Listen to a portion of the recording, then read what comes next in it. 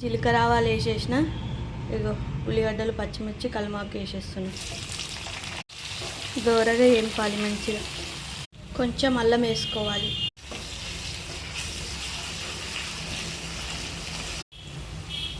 చిటికెడంతా పసుపు.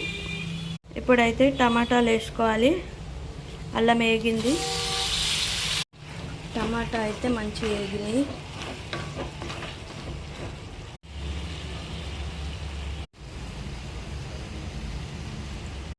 ఎర్రపప్పు కూడా మంచిగా వేగాలి. టమాటాలలో కొద్దిసేపు వేపుకోవాలి.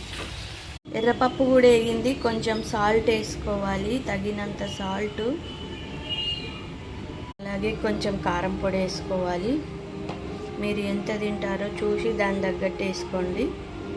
కొంచెం గరం మసాలా పొడి వేసుకోవాలి. కర్రీ అయితే రెడీ అయిపోయింది. ఈరోజు మాది